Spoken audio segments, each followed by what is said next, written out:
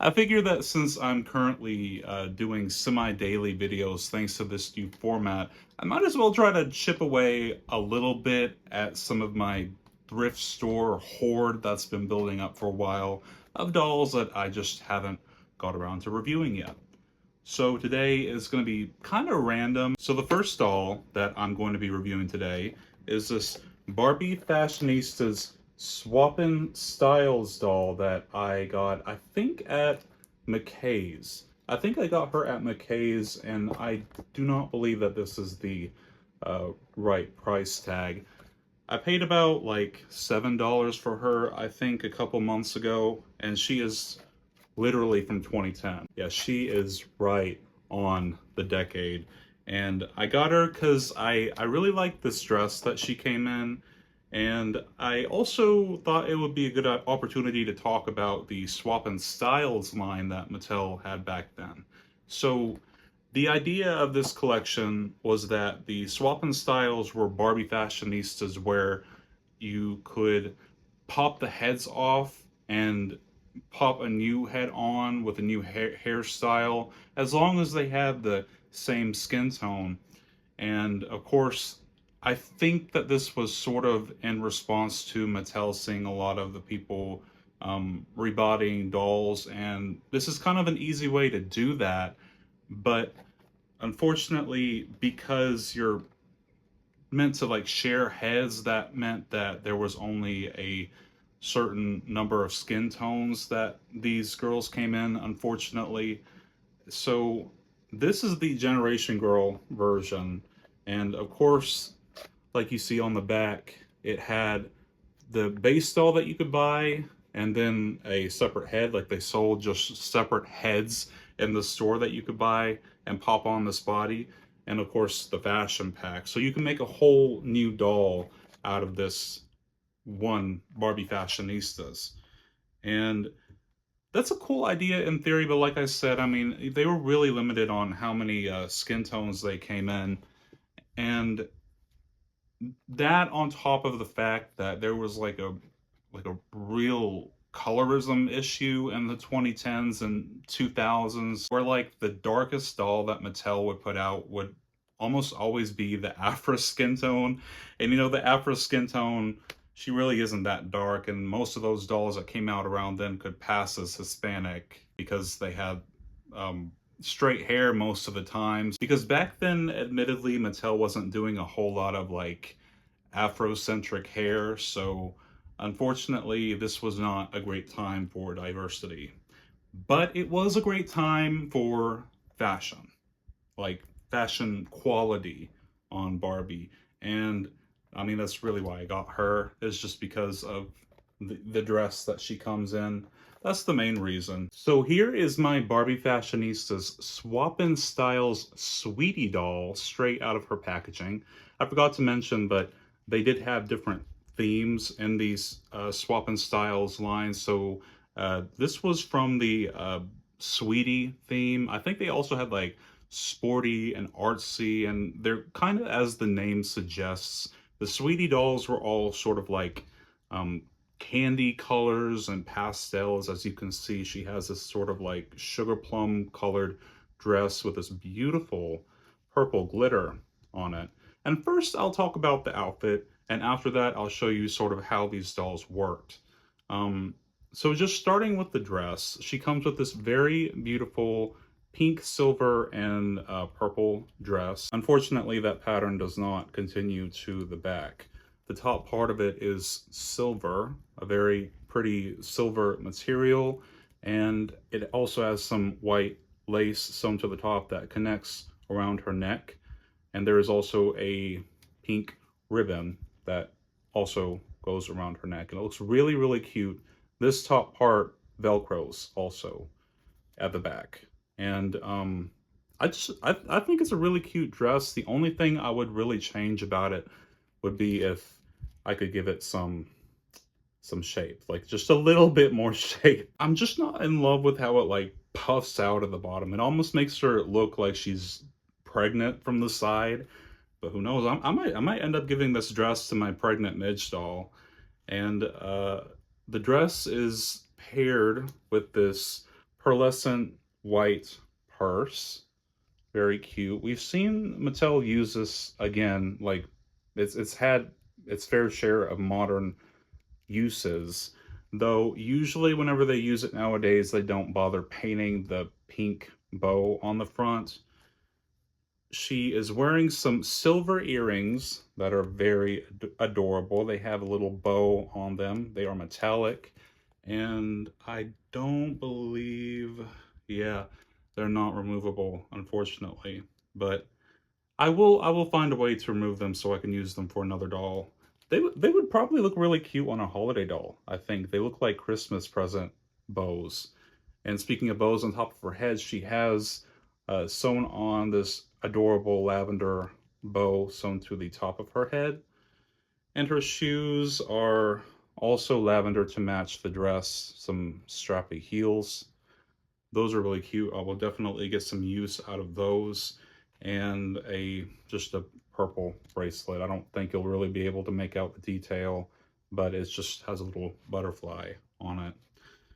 But she is a Swapping Styles doll, and I'm going to, just like I explained earlier, I'm going to kind of show you how they worked.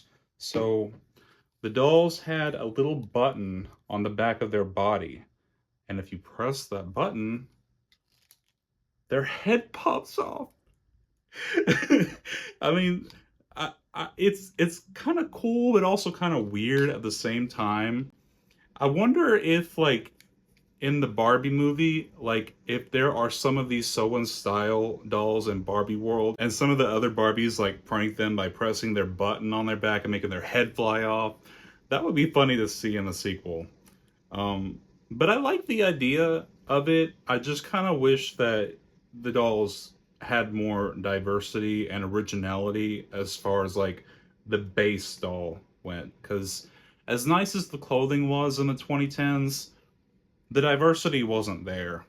I mean, you had a Generation Girl Barbie, a Nikki, a Summer, and maybe a Raquel sometimes. I mean, that was it, really. And all the dolls kind of looked basically the same. But Pixel Face wasn't present. Wonkai was, though, unfortunately, because this was way after Mattel was spray painting the faces on. And unfortunately, because she's a 2010s doll, Gluehead is present.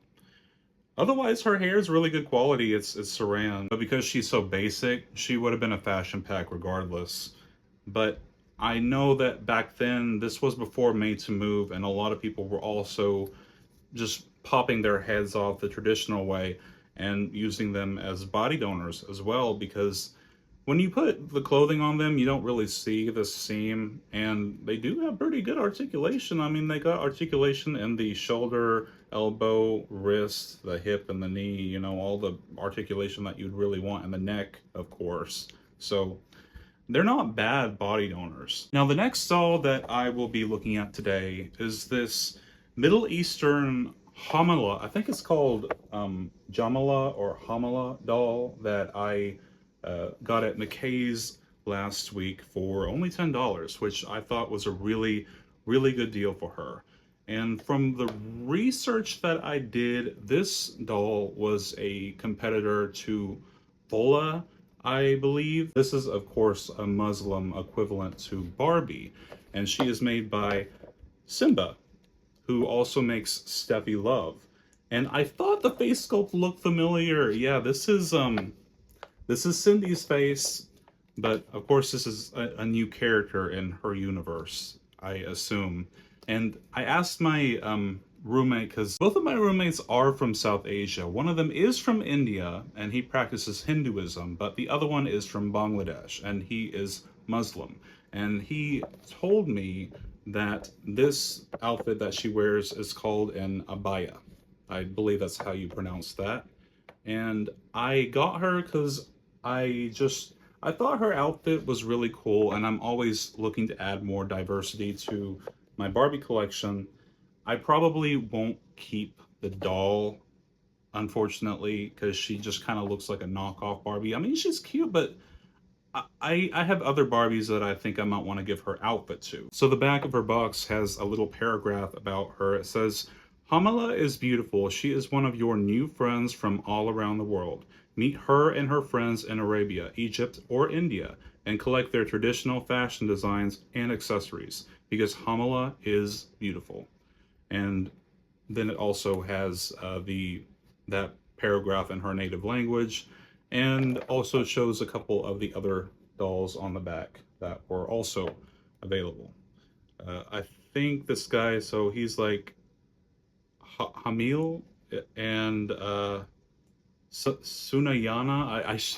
I shouldn't even be trying to pronounce these. And Karima, I think is how you say that. Her last friend's name. Sometimes whenever I get these dolls from thrift stores, I'm wondering like, where do they come from? I wonder if this girl was imported here, or if stores somewhere in Nashville or in the United States actually sold her there. So here is Hamala straight out of her packaging, and she looks really cute. I love her and her beautiful outfit. And it's this really soft, like satin material, and it's got this beautiful silver trim on the sides. It's very like glittery. I love it. And another interesting detail about her, I just noticed that this outfit's actually staining the doll. But I also wanted to show you, she has this really cool, I don't know what this is called, but if you know, please let me know. But it's a tattoo design on her hands. Really cool looking. There's a new Rainbow High character, and I cannot think of what her name is, but I believe that she is also South Asian, and she has a similar tattoo design on her hands. Hamala, though, she has it on her legs as well. The type of body that she's on, she is on like the traditional twist and turn, well, knock off twist and turn Barbie body with bend and snap knees. Yeah, bend and snap knees.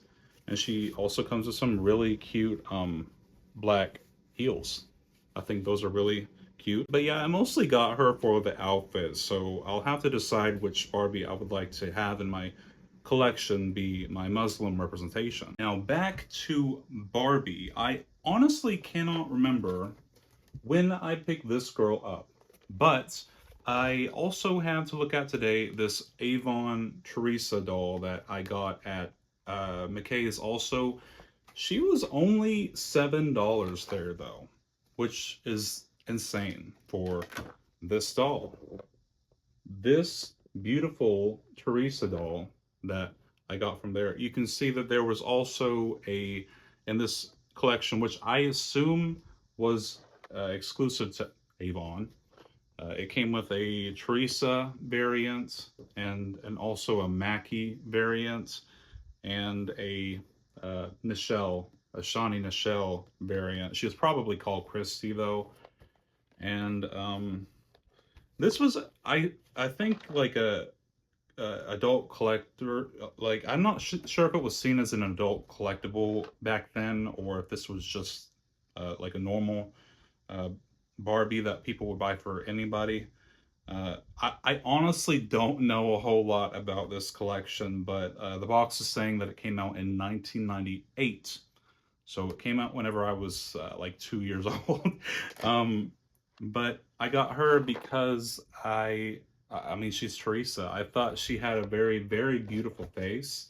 Let me get her out of the box so we can look at her a little bit closer. All right, so here is the very, very beautiful 1998 Avon Teresa Barbie straight out of her packaging. And I love her so much. She's such a beautiful Teresa doll. And of course, she uses the 1990s Teresa head sculpt, Teresa's first official head sculpt, and in my opinion, Barbie's best Hispanic head sculpt ever. I love the vintage 90s Teresa head sculpt, and I really, really hope that in one of the Dia de Muertos dolls that Mattel does, that they will do one at least that has the 90s Teresa head sculpt, because I feel like she deserves it. I mean, this is Barbie's Latina friend. And this was her face, or her official face. She originally had the Spanish head sculpt and the Steffi head sculpt, but um, those were recycled from other characters. Of course, she's got her iconic square jaw and high forehead, though I believe that they rooted her a little lower so that her forehead wasn't so big. A lot of these vintage head sculpts, they were sculpted with bangs in mind because bangs were in back then. So that's why a lot of the older head sculpts like Steffi and the Spanish head sculpt and Superstar and Teresa, they all have like really high foreheads if you don't root them lower. It's because they were made to have big hair and bangs. But this one, as you can see, doesn't. She's got a side part with this beautiful, beautiful Saran hair. And it's a really reasonable length too. Like this is a realistic length of hair. And it also has some light blonde highlights in it as well. Her screening is also very beautiful, very modern. Not super, super vintage, but this is really modern for the Teresa head sculpt with the uh, black eyeliner and the brown eyebrows, like the dark brown eyebrows. That she doesn't have that like a lot of the 80s Barbies had with like the gigantic eyes with like blue eyeshadow. She's pretty reasonable, but this might be because she was a collector Barbie at the time. She does have the iconic Barbie pink lips, though. I might repaint her lips if I decide to keep this one like in the collection, like on display. Her outfit, though, I think is probably the main selling point of this collection. Is just the outfit is so high quality. Like this light blue shirt that she has, I'm not sure what this fabric is called, but it's really well constructed.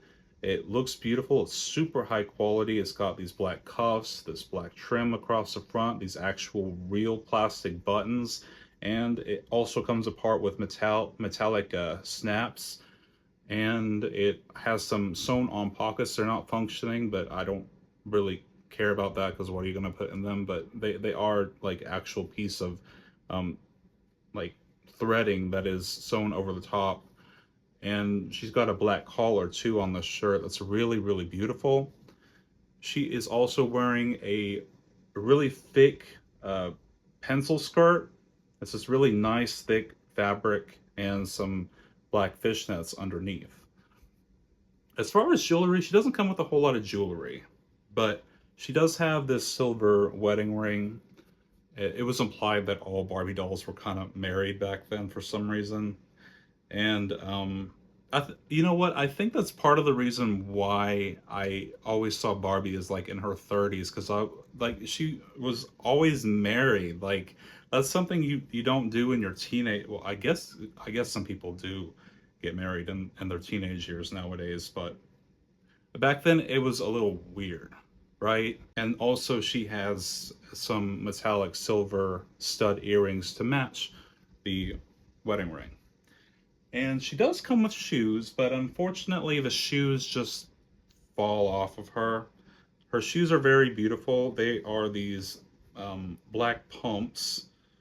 I have to remember to put them on the right foot because these are actually shaped for each individual foot. But they're these black pumps that actually have some blue paint on the front to call back to the shirt. They didn't have to put that detail there, but they did. And she also comes with an Avon bag. I love it whenever collab dolls come with like a little accessory from whatever clothing brand or store they're collabing with. And she comes with this plastic Avon bag, and the handles are wire. They're made out of the same exact wire that they packaged the Barbies with, the twist tie wires. And it also has little paper in there to make it look like she's went and bought something. It is empty though.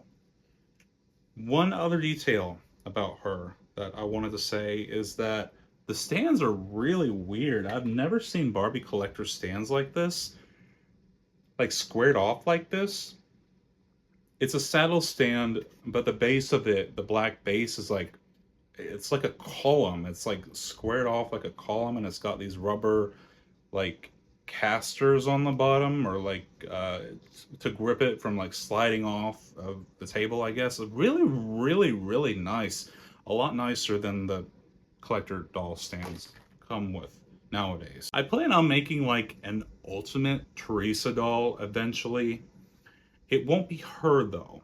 I'm gonna save it as a surprise, and I might do it for Hispanic Heritage Month. But I want to make like an ultimate Teresa doll, just like I did my ultimate Midge doll that I posted on my community tab. But the head will be from a different Teresa. And the last Barbie doll that I'm going to be looking at in today's video is this 2018 birthday wishes Barbie that I got at Ollie's, I think like 2 years ago, for $20. She was a real surprise find there. I did not expect to find anything at that Ollie's. I have like one Ollie's in Madison, but they're really poorly staffed and they hardly ever like restock anything unless they absolutely have to. But they got a whole case of her there, and I was actually able to pick out my perfect one. And a really odd thing about her is that she's a Millie.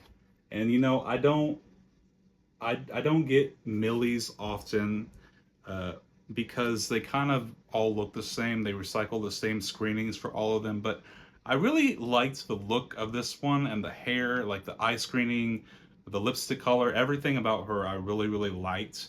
And I figured I needed like one token Millie in my collection. Like, I have no Millies on display, but I've had her for a while, and I've been meaning for her to open her up and make her like my main Millie that I have in my collection with the open mouth smile. There are a few other Millies that I want to get, mostly the Millies that don't look like Millie, like the Star Wars Millies that have the closed mouth smile. But I thought she was very beautiful. And also, I kind of wanted to talk about in this video the Birthday Wishes collection. This set, this was the last year that Mattel made the Birthday Wishes dolls where they had race variants. Ever since this wave, Mattel stopped. Every year, whenever they do the Birthday Wishes dolls, now they only release the token white doll, the Millie. She's always Millie. Like, they can't even use a different head sculpt. And this was honestly out of, I know this is gonna sound kind of crazy, but this was my favorite wave of Birthday Wishes dolls. Even whenever I go back and look at like all of them throughout history, this one is my favorite wave because the dolls just look beautiful. I love the dress and the background and the face sculpts that were chosen. Yeah, they chose Millie, but they made her different enough.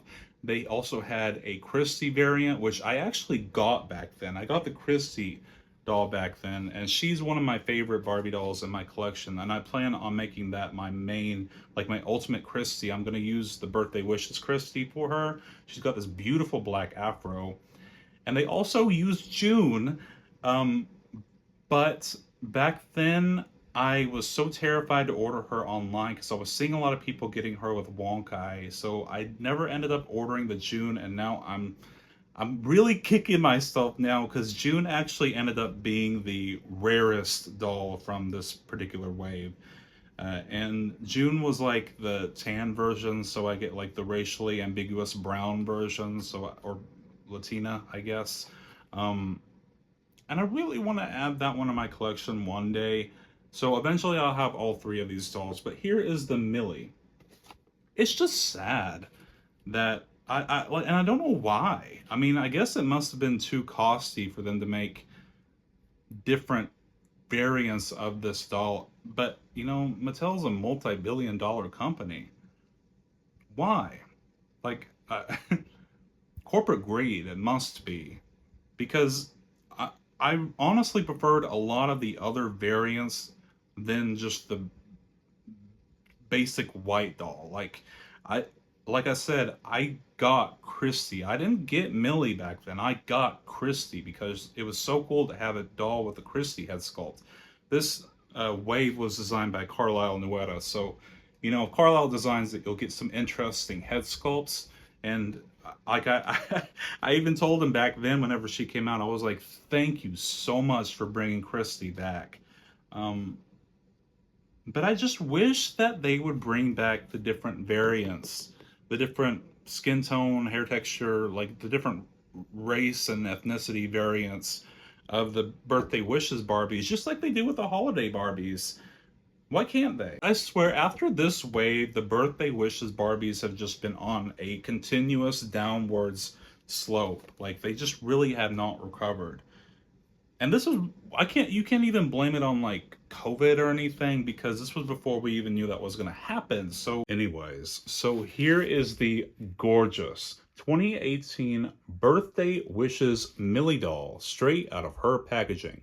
And like I said, I really loved her because her screening is so unlike any other Millie doll that Mattel has put out, or that they did put out at the time.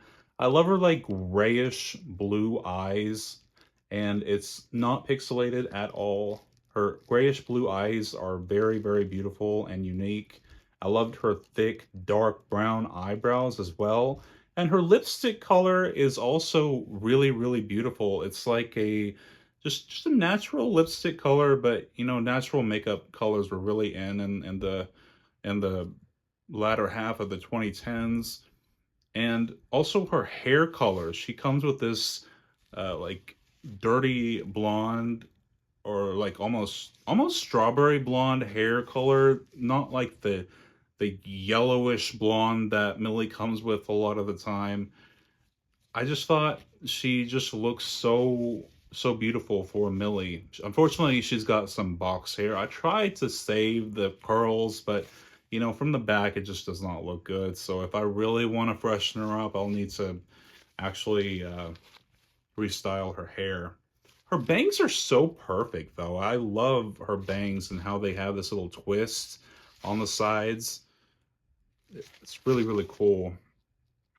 And her skin tone, she's kind of like I think this is the new neutral skin tone, but she honestly looks a little tan. And uh, her dress is beautiful. I love the dresses that Carlisle designed for them this year. Like, the top part of it is so cute. Like, I love this sort of like sort of layered effect that he did with the bodice, and the ruffle straps that go across the back. Those are so cute. Little bows are also a cute detail, and this fabric, this sort of vintage grandma wallpaper fabric, is so cute. She looks like she's going to a tea party almost, and I love that. I love that. Um, the bottom half of the dress isn't that exciting, apart from like the the fabric, like the flower pattern. It's sheer, so you can see under it. It does have like a honestly kind of cheap feeling white fabric underneath. Um, but it looks okay whenever you have the top layer. And under her dress, she has some matching pink high heels, which are very beautiful and match the dress. You wouldn't see it normally whenever she's on display. But she also comes with a pink manicure, a white wedding ring, or just a ring on that hand that matches her beautiful pearl necklace. And she also has, one of my favorite parts about this doll are these little pink rose earrings. I think are so cute. And they remind me of Sailor Jupiter from Sailor Moon. She has these rose earrings. It's one of her signatures, or her little rose earrings. I'm thinking about getting my ears pierced. What do you all think? Just some studs, nothing too. Um, but yeah, I really love her, and I can't wait to rebody her. I might make her petite too, because this is the collector version of the Millie head sculpt, so she's smaller than the playline version, and I think that might look really good on the petite body. And now that the America Ferrera doll is out, I have a petite match for her. That's another reason why I wanted to open her today, because she now has a petite made to move match. But even though I like her, I just can't help looking at her and being reminded, damn, we used to get variants of the birthday wishes doll. I really wish Mattel would bring that back, along with 20 other discontinued lines and characters and head sculpts. And, you know, I wish that it was easier to, I mean, you can talk to designers, but like you can't make them do anything. And like a lot of their decisions aren't up to them. A lot of the things at Mattel, just they have bosses, like they have higher ups, and there are certain things that they can do, certain things that they don't have any say in. And I'm sure that the designers, Carlisle, because he's still, as recently, I think last year's was designed by him, or it might have been Angel Kent, but I'm sure he would love to do different variants of the birthday wishes doll. But you know, that's just one of those things that they just don't have any say in, unfortunately. But she is very beautiful, and I love her, and this will, in my mind, forever be the best wave of birthday wishes Barbie ever. So, as always, if you all like this video, don't forget to like, comment, and subscribe. If you enjoy my content, just to support my channel and the algorithm. If you like videos like this, let me know, because I've been seeing mostly positive reception to this new video format. I'm just kind of having to get to the point to where like I can make this the best quality without putting that much like stress on myself as far as editing it. I'm sure over time I will eventually get used to this new format. So anyways, thank you so much. Bye.